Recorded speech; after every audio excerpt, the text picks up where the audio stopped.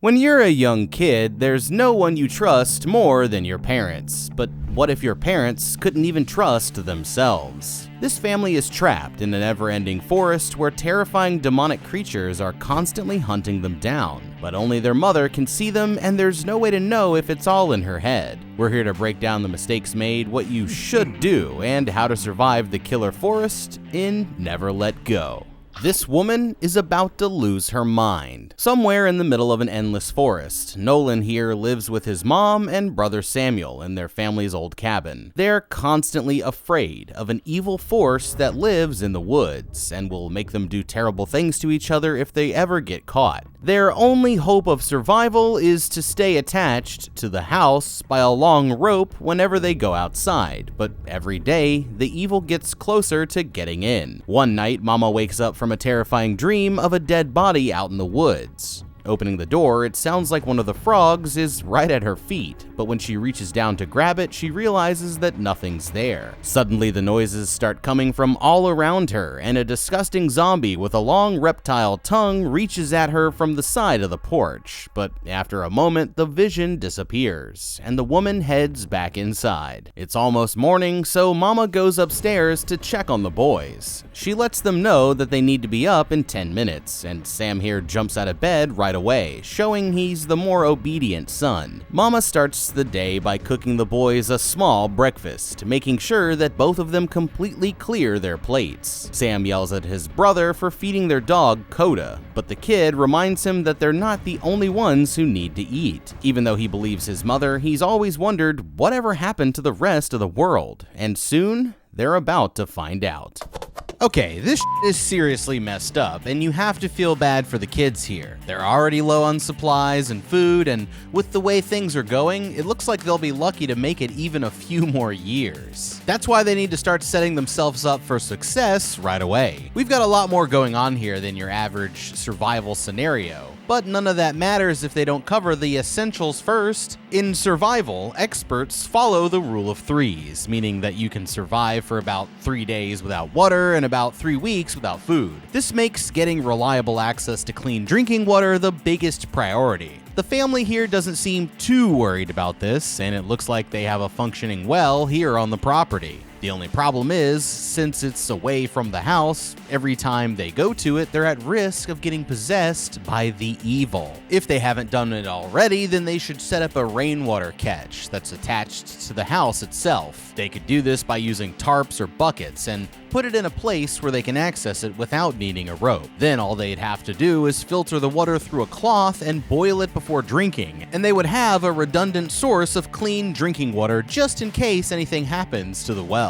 When it comes to gathering food, they seemed to be focused mostly on hunting and foraging, but this could be a mistake. It's an easy way to get supplies in the short term, but in the long term, it could come back to bite them. When foraging and hunting are your only strategies, you're completely relying on actually finding something. But if you go 2 weeks without finding an edible plant or catching a squirrel, then you're basically as good as dead. Instead of focusing on big targets like squirrels, rabbits, or deer, they should focus primarily on another food source first: bugs. Just ask Bear Grylls. These creepy crawlies are a great source of protein, and they're much easier to gather than other species. If they catch a couple and bring them home, they can easily set up an insect farm right there in the cabin, providing them with a gross but consistent supply of food even during the winter. While the boys gather up bugs, Mama should focus her attention on growing crops here at the cabin. She should cut out any distractions and focus only on things that are easy to grow with a high return, like spinach, carrots, beans, and tomatoes, and beans, greens, potatoes, tomatoes, chicken, turkeys. If they can get a successful farm going, then they can feed themselves with a good source of vital calories, proteins, and nutrients that they'll need to make it long term. Now, once we have those bases covered, we can move on to the bigger questions, like what happened to everyone else? How do we get out of the woods? And what the hell is going on with these creepy-ass frog people? Things that I want answered sooner rather than later. Obviously, answering that is going to be a little bit more complicated, but we'll get back to finding out soon enough. They need to go out searching for more supplies, so they all put on their boots and meet on the porch. Each of them grabs a handmade whistle to wear around their necks and wraps a line of rope securely around their arms. Putting their hands together, they all recite a prayer before taking the rope and tying it around their bodies, using it as their lifeline connecting back to the house. They can't see anything yet, but Mama has the feeling that something's always watching them, so she takes a crossbow off the wall just in case. Nolan sends the dog off to hunt for a rabbit, and he takes off running into the forest. Promising each other that they'll never let go, they all set out in different directions with the rope trailing behind everywhere they go. As soon as she's alone, Mama immediately starts seeing visions of the frogman watching her from behind the trees. She can remember a time before they lived this way, and she's always told the kids that the other people had the evil in them from the very beginning. Her father was the one who built the cabin so that their family could be safe, but it looks like her parents didn't make it, and her first stop is their grave on the edge of the property. Sam goes down to a dry riverbed, where he finds a huge snake lying on the ground. There might not be any humans around, but there are still plenty of animals in the forest, and they're trying to catch whatever they can just so they won't starve. Sam here seems a lot more focused on survival, eating anything that crosses his path, while his brother just wanders around exploring. Eventually, the kid spots a bird's nest up in a tree, but when he climbs it, he finds that it's already been destroyed. He can see for miles from this high up, but even from here, it looks like nothing but the mountains and forests stretching out forever. Back on the ground, he notices a single uncracked egg lying in the middle of a clearing, but it's just outside of the farthest limit of his rope. Frustrated, he's about to untie himself when his brother comes and warns him not to do it. Suspicious that the egg could be a trap, he says that they need to let their mom make the choice, and threatens to blow the whistle if he tries to go for it again. While they're climbing back up the hill, Nolan swears that he hears his brother whisper, "She loves me more," but when he asks him about it, the kid insists that he didn't say it. In a moment of anger, he stomps on his brother's rope as he's walking away, causing him to slip and fall all the way down the hill without his lifeline to keep him safe. Nolan starts blowing his whistle for help, but his brother is trapped with an ankle broken from the fall. Their mother comes running as soon as she hears it, and the kid starts struggling to get on his feet, when all of a sudden he hears a massive snake hissing at him from a dead tree. Panicking, Nolan unties his own rope and rushes down to help him, but now they're both disconnected from the house that was keeping them safe. Mama's rope gets stuck before she can reach them, and the creature rises out of the stump in the form of their grandmother, crawling around the ground and chasing after the boys with its forked tongue. Using a knife to cut herself free, the woman runs right past the creature and ties them all together with a single line. But they aren't safe just yet. A moment later, it appears directly behind them and starts leaning in as close as possible, but the rope means that they can't be touched, and the boys still haven't seen this evil spirit that their mother is so afraid of.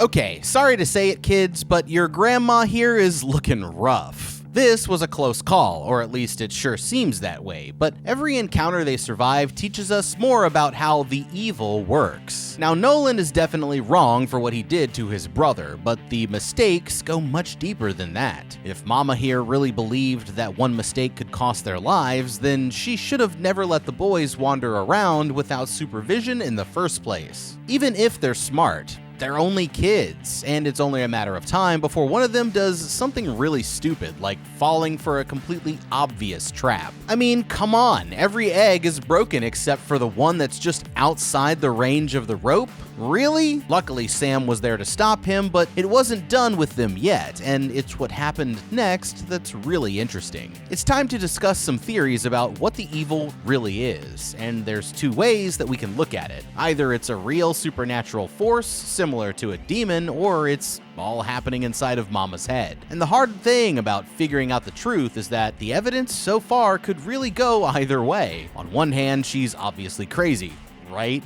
I mean, lizard people that only she can see and who are kept away by a magical rope? It sounds like Mama's here been getting into the wrong kind of shrooms, if you know what I mean. But then we have this egg trap, and how do you explain that Except if there really is some kind of tricky little demon out there playing pranks. Until we can figure out the truth, we need to be prepared for either possibility. Now, during this attack, Nolan heard a voice in his head, and Sam heard a snake hissing at him from the tree. This could be the evil playing mind games, but the thing is, Sam's only happened after he came detached from the rope, which could mean that it was just his imagination, and what Nolan heard could just be a projection of his own private feelings. What they need to do is be more open with each other about how they're really feeling. That way, their doubt and suspicion can't be used against them. If the evil is real, using the rope as their lifeline has one major weakness. They're instantly screwed even if they accidentally come untied. The reason the rope works is because it's attached to the house, and there's a strategy that they haven't thought of yet that would completely change the game. The prayer starts, "O blessed house of ancient wood," indicating that the wood itself has some supernatural protective elements. Knowing this, they should each take a small plank of wood from the porch and carry it around with them in case they end up in an emergency. Better yet, I'd glue some wood from the house to the bottom of my boots. That way, I'd always be standing on protected ground no matter where I walked, and be protected from the evil no matter what happened. Maybe it sounds crazy, but you never know until you try. Rushing them back to the house, she forces the boys to recite a prayer while holding their hands on the cellar door. It's like a test to see if they've been touched by the evil, and the consequences don't look good if you fail, but luckily the boys are safe for now. Nolan tries to explain that it was all an accident, but his mother is absolutely furious, reminding them how even one mistake could cost their lives. The kid's ankle looks like it was broken, and they can't exactly take him to the hospital, so she has to patch him up with whatever they have around the house. While repairing the rope, Mama sees the old woman again in the yard and has a vision of a huge yellow snake lurking under the tree. They cook up a squirrel and some bugs for dinner, but tomorrow they'll have to go out for more supplies, and she's getting worried that one day they'll slip up. She explains to the boys how she used to be thankful that they couldn't see the evil, but over the years, she's realized that this is all part of its plan. It wants them to think that it isn't real, because the moment that they let their guard down, that's when it'll strike. Years ago, she found the evil in the shape of a girl with her foot trapped inside a hole, just beyond the distance that her rope could reach. Knowing that it was a trap, she left the girl out there for days until she finally stopped screaming, but every time she went back to check, the body would never disappear. No matter how convincing it was, she knew that she could never go check, otherwise the evil would get inside. And that's why the boys have to trust her even though they haven't seen it. Later, Mama puts the boys through a ritual where she locks them in a dark cellar all alone. When she finally lets him out, Nolan has to explain everything that he saw while inside, and he tells her that the visions reminded him of how the house keeps them safe. A big storm rolls in later that night, and Nolan draws a picture of his brother with the wings of an owl. The kid starts goofing around and pretending that he can fly, but things get more serious when Nolan brings up what happened earlier that day. He's suspicious of why they didn't see anything when they both let go of the rope, and worried that their mom might be going crazy. When someone quote-unquote turns evil, she kills them, and she's already done it to their dad and both of her parents. But Samuel here insists that she's only trying to keep them safe. Still, it's weird to him that Coda can go free without trouble, and neither one of them has ever seen what their mother sees. Before going to bed, he explains what he heard his brother say back in the woods, but Sam promises that he never said it. And while they're both sleeping upstairs, Mama here is out on the porch just casually sharpening her knife. A noise from the dark makes her stop in her tracks, and she goes over to the railing to get a closer look. Just then, a man comes walking out of the forest repeating one of the prayers. It's her husband, but instead of being happy to see him, the woman tries her best to ignore him, pretending like he isn't there. Not giving up, the man starts asking if he can see the boys, saying how he wants to tell them the truth about what really happened. The more that she denies him, the more frustrated the man gets, but he knows that it's only a matter of time before they starve. They're going to end up dead one way or the other, and the minute that she slips up, he's going to make her eat her babies. Okay, now this completely changes everything. She might have meant well at one point, but we're slowly but surely finding out that Mama here is going crazy. And now that we know she killed her husband and both of her parents, we can start to see the bigger picture behind all these visions. So far, the evil has only appeared to her in the form of the people that she's killed. This is obviously a projection of her inner guilt over what happened, and now it makes sense why she wants to keep them isolated at all costs. Even if society still exists, she can't go back without getting in trouble for her crimes and ultimately losing her boys. It seems like Nolan here is the only one who's seeing the bigger picture, and his brother is still brainwashed by their mother's stories. It's a tough spot to be in, but at least now that he's catching on, he can start coming up with a plan. Now, Nolan could try confronting his mom directly by calling her out on the inconsistencies in her stories and explaining why it's important that they need to look for help. But this could easily backfire. You see, Mama over here has shown over and over again that Sam is her favorite son. She gives him his meals first, always makes sure he finishes eating, and was only worried about him when she heard them both calling for help.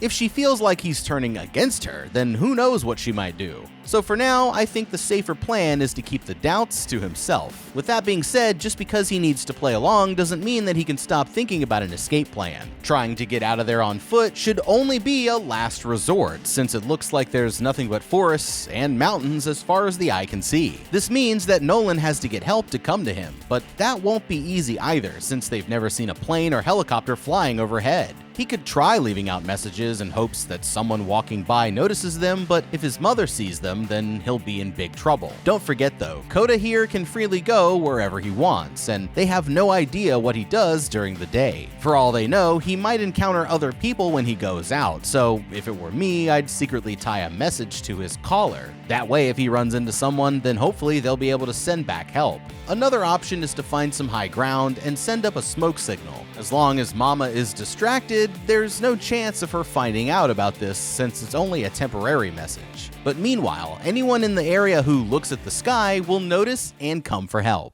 In the morning, Mama and Nolan are out working in the greenhouse when he notices the snake tattoo on her back. Curious, he asks how she got it, but she explains that it was from before everything went crazy, around the time that she met her father. As the days pass, Mama reads the boys the fairy tale of Hansel and Gretel. In the story, the parents wind up starving and decide to sell their kids to an evil witch. The scary thing is, the fairy tale parallels exactly what's going on in their real lives, and it's only a matter of time before they're completely out of food. After a while, they're down to their very last jar, and now Mama has to figure out how exactly she's going to keep the boys alive. One night, Nolan realizes that it's a new moon, so their mother finally lets them listen to a record of the song Big Rock Candy Mountain. The boys are having fun, but Mama here is clearly troubled by the harsh reality of their situation. Nolan finally gets her up to dance, but notices her showing a lot more affection towards his brother, and when she pulls them both in for a hug, it's clear from the look on her face that she's having dark thoughts. Later that night, their mother is taking a bath when she hears a door opening inside the house. Looking over, she sees Nolan standing there unresponsive. It looks like the kid is sleepwalking, so she brings him back to bed and ties a bell around his ankle. The next morning, Mama grabs all the ropes and ties them together into one massive line. She needs to go as far as she can to find more wood, which means the boys will have to stay back at the house. Far out in the woods, she takes position in a tree with her crossbow, waiting for something to come by. After a while, it seems like nothing is coming, and feeling defeated, she starts turning back for home, but that's when she hears a frog croaking somewhere nearby. The closer that she gets, it turns from a frog into the sound of a crow, and when she looks around the tree, she sees a terrifying vision of the bird attacking one of the boys. Looking again, this time the vision is gone, and the woman takes aim at the bird, but just as she pulls the trigger, it appears again, causing her to miss the shot. Furious, she shouts into the empty forest, knowing that she's quickly losing her mind, and with hunting not working out, they'll have to turn to other ways of finding food. Desperate, they have to resort to peeling the bark off of trees and cooking it into little chips. It's not exactly the most nutritious meal, and they can barely take a bite without cracking their teeth, but they have no idea how bad things are about to get. One day while out collecting bark, Nolan hears a powerful whoosh through the trees. When he looks around, he notices that his family is gone, and all of a sudden, the rope tightens and starts dragging him towards the well, where a terrifying demonic creature is waiting in the darkness. Just then, he wakes up to find that it's actually the middle of the night, and he's standing out in the front yard all alone. He must have been sleepwalking again, and the worst part is that he went outside without his rope. That's when the boy starts hearing frogs in the woods all around him, and his dog Coda comes walking out of the trees. Suddenly, his mother grabs him from behind, dragging him inside and forcing him to repeat the prayer over and over again to make sure that he isn't possessed. As punishment, she locks him in the cellar, making him stay down there for hours until the darkness goes away.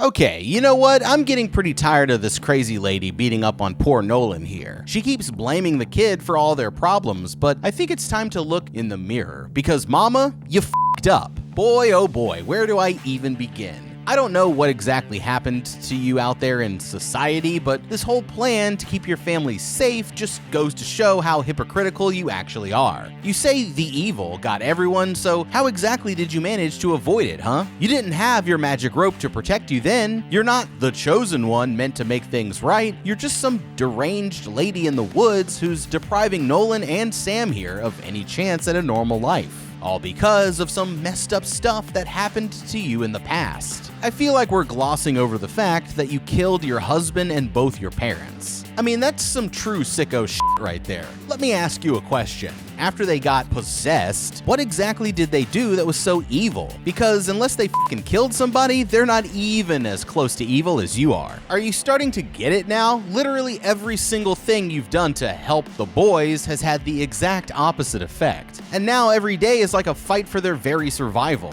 The worst part is you've been pushing so much bullshit about invisible frog people that even your 10-year-old kids are starting to think, Mama here's starting to sound a little crazy. When Grandma was coming after the boys the day their ropes came off, how come she didn't just turn and grab you instead? You were right there, no magic rope or anything, and if the evil gets you, then it gets the boys, right? Now, I understand the whole tricking you into thinking it's not real thing, but there's literally no reason why it wouldn't just take you at the first opportunity, unless of course this whole thing is bullshit.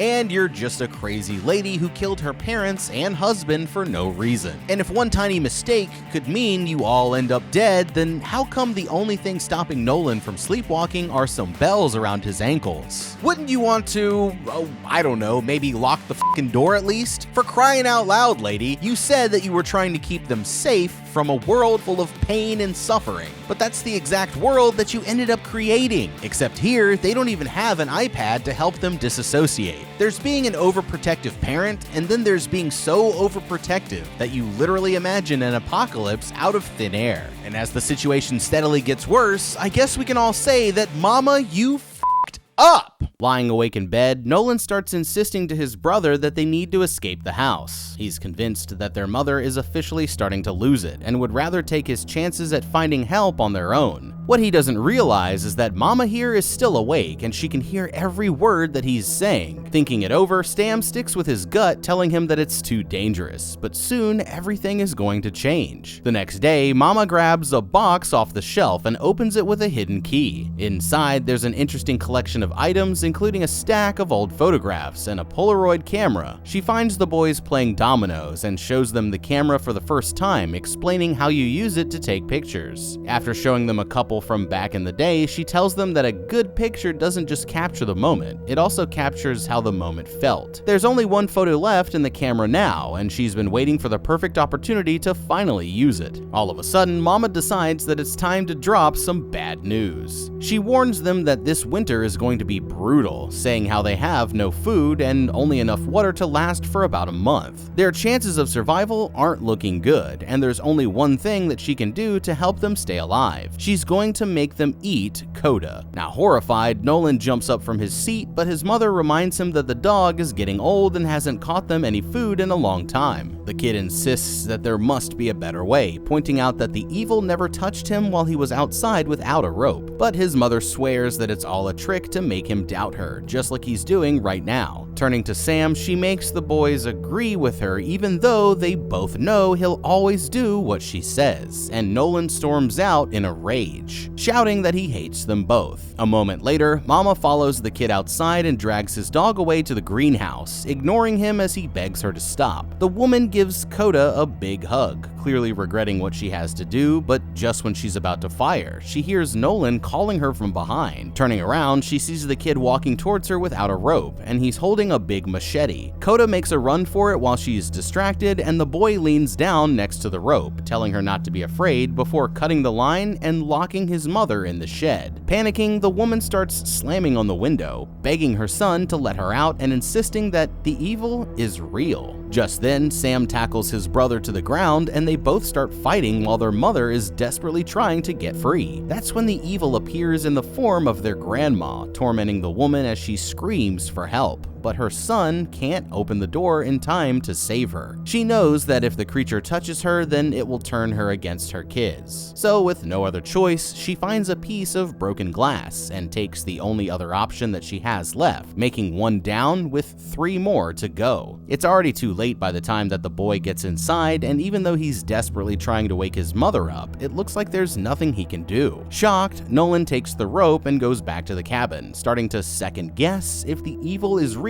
after all. Okay, well, I guess that just happened. All I'm gonna say is I'm glad that Coda got away, but with their mother dead, the boys' situation just changed up big time. You gotta remember, the family here was already on the brink of starvation, and that's why this whole traumatizing incident just went down. As crazy as she was, Mama here was pretty much single-handedly keeping the two of them alive, but now they'll have to fend for themselves just as a harsh winter is about to set in. The worst part is that they're so young and traumatized that they can't even trust their own instincts, and after what happened, Sam will probably never trust his brother again. On the positive side, Mama here was legitimately dangerous, and she was also the one holding the boys back from contacting the outside world. Now that she isn't a threat anymore, they can try all kinds of new strategies to help them survive. With the winter approaching, the last thing they want to do is get lost in the forest without shelter. So even though they're running low on supplies, they should try to hold out here at the cabin for as long as they can. Mama may have been doing most of the work, but along the way, the boys picked up valuable farming, foraging, and hunting experience that could end up saving their lives. Nolan needs to remind his brother that no matter what happened, Mama would have wanted them to stick together. Now, we've seen that he's pretty nasty with the slingshot, but since he's injured, Sam should stay back at the greenhouse, where he can focus on fast-growing crops like spinach and building them an insect farm for an easy source of protein. Nolan will have to go out hunting and foraging, but now that he's the only one leaving the house, he can use all 3 ropes to go as far as possible. He should take the crossbow and the slingshot, using the slingshot for smaller animals like squirrels or birds, and the crossbow on something bigger like a deer if they get really lucky. Along the way, he should look for nuts, roots, and mushrooms for some easy XP. Over his travels, I'd use rocks or branches to leave large messages on any patches of open ground. Even if he can't spell help, it only has to be enough to get people's attention and get them looking in the direction of the cabin. To add to this, they should have a large fire in front of the house at all times. That way, they're constantly sending up a smoke signal, and hopefully before long, someone will notice and send help. With that being said, I'd still have my supplies ready just in case things go bad, and they end up needing to get out of the forest on foot. The next morning, Nolan goes out to the yard and starts calling for Coda, but the dog hides out under a tree stump somewhere in the woods. Now it's him who's doing all the work to keep them alive, while his brother is just lying in bed looking sick. Sam here isn't sure if he can trust his brother anymore and makes him recite the prayer to prove he isn't evil, but the kid promises that he won't let things get any worse. Tying all 3 ropes together, he sets off on a journey that takes him as far from the house as he's ever been, desperately searching for help or something to eat. After a while, the kid eventually finds a road, and the funny thing is, he's never seen a road before, so he has no idea what it means. On a hunch, he decides to shout for help as loud as he can, but he's gone as far as he can go, so his only choice is to go back to the cabin. Just as he's heading inside, a man in an orange jacket comes walking towards him down the trail. The guy says that he heard someone yelling for help, but Nolan here is suspicious that this might be some kind of trick. Introducing himself as Cole, he finally gets the kid to open up, explaining that his mother is dead and how he was looking out for supplies. The man's about to give them some food out of his own bag when all of a sudden, Sam comes flying out of the house with a red crossbow, pointing it straight at him. He puts his hands up and starts backing away, swearing that he isn't looking for any trouble. But the problem is, the kid is convinced that this guy is possessed by the evil and orders him to stand still even though he's just trying to leave. Nervous, Nolan begs his brother not to do it, but when the man turns and tries to walk away, he fires a shot straight through his back. Brutally injured, the hiker starts screaming for help as he stumbles back the way he came. Knowing that he has food, Nolan chases after him, following the trail of blood until he eventually finds the man bleeding out by a tree. He's already on the phone with the police, but he's just too injured to speak, and the kid has never seen that kind of technology before. They fight over his backpack, but Nolan wrestles it away and runs back to the cabin, leaving him there to die from his injuries. That makes 2 down with 2 more to go. Back inside, Nolan says that he doesn't think the man was actually evil, and now he's hopeful that there might be more people out there. His brother is still convinced, and he won't even try the food because he's worried that it might be corrupted, saying how the only thing he wants is to be back with their mom. Well, damn! I guess that hiker took the wrong trail, huh? That's why I'm never trying to be the hero in these situations. It's a cold world indeed. Now, it might be too late for Ranger Rick here, but for the boys, this was actually a pretty serious come-up. Sure, Sam might be wanted for murder if they ever make it to civilization, but if you ask me, what happens in the woods stays in the motherfucking woods. So there's no reason why we can't turn this situation into a net positive. First things first, we have to figure out if this guy was evil or not. And my theory is, nah, he touched the rope with his foot right here. See? And the evil couldn't do that, so my guess is that he was just a regular dude. Sam could have easily proven this by having him touch the house, but hey, he's probably not thinking clearly after losing their mom and being on the brink of death for the last few months. Now, if he's real, then that means that there are other real people out there too, and the good news is that some should be on their way very soon. Before the man died, he was able to get a call through to the police, which means that all that's left for the boys to do is sit back and enjoy some canned chili until help arrives. But if they don't come, then that's when they'll need a new plan. Nolan here was able to reach the road in a half a day, which means that they should have more than enough supplies for the journey. He may not know what a road is, but he's familiar with the concept of a trail, so they should be able to logically figure out that following it will lead to more people. They also have access to the hiker's map, and from the wall in his bedroom, we can see that Nolan actually knows how to use one. Kinda. So this could be crucial in helping them find their way into a town. Now, just because the hiker was real doesn't mean that the evil isn't. That's why they're just going to rip up planks from the house like we mentioned before, and use them for shelter whenever they need to.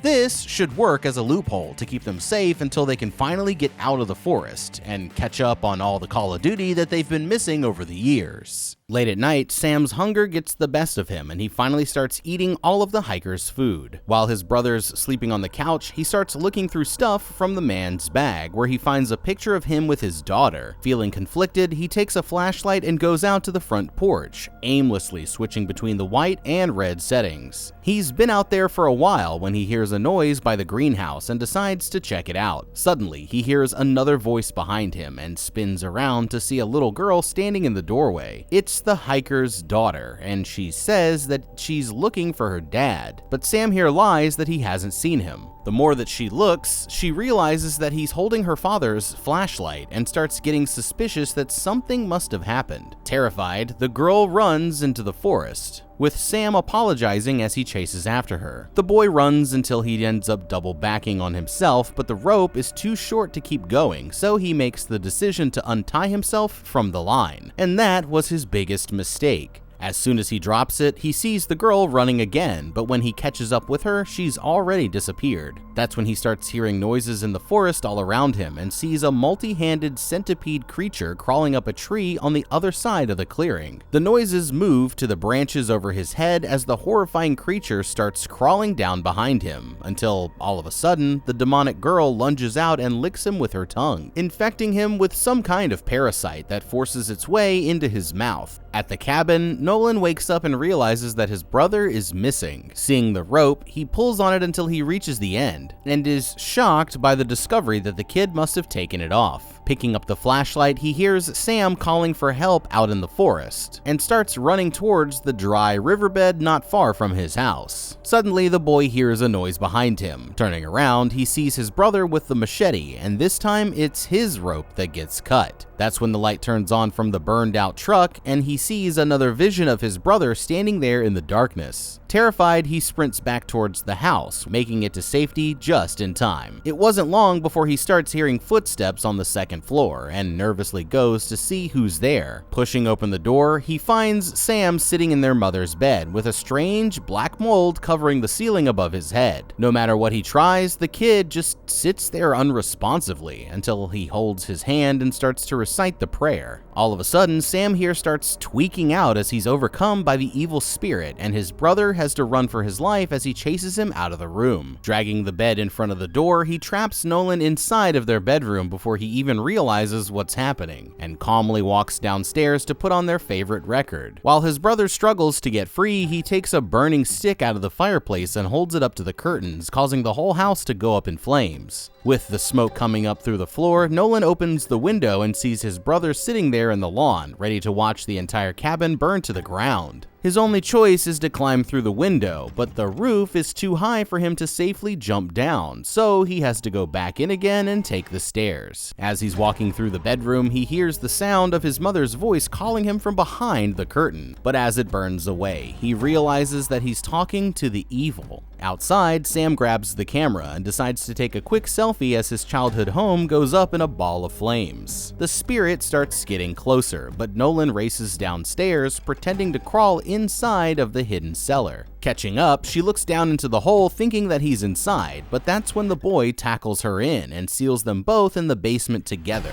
Suddenly, his mother's skin starts tearing apart as a horrifying snake-human hybrid forces its way out of her body. Defeated by her son's love, it crumbles into dust and spirals away into the air, leaving the boy alone down in the hole. Sometime later, a team of firefighters come across the cabin and rescue both boys in a helicopter. As they're flying away, Coda finds the road and starts chasing after them. For the first time in their lives, they see a town full of other humans in the distance, and Nolan thinks that they've finally made it. That makes 2 down with 2 survivors, but back at the cabin, there's a demonic hand in Sam's selfie, and he whispers that their mother loves him more, proving that the evil might still be with them after all. Never Let Go. I mean, what'd you guys think? I thought it was a pretty okay movie, and I liked having the kids in the scenario that they were in. It really made their struggle seem real. Like, what if your mom really did all that to you? She probably doesn't really love you if she did all that. Not to get deep on you, but let me know down in the comments if you guys would have done anything differently. Thank you so much for watching. Leave a like and subscribe, and check out that How to Beat playlist for more videos just like this one. I'm the guy. I'll see you in the next video, and have a damn good day.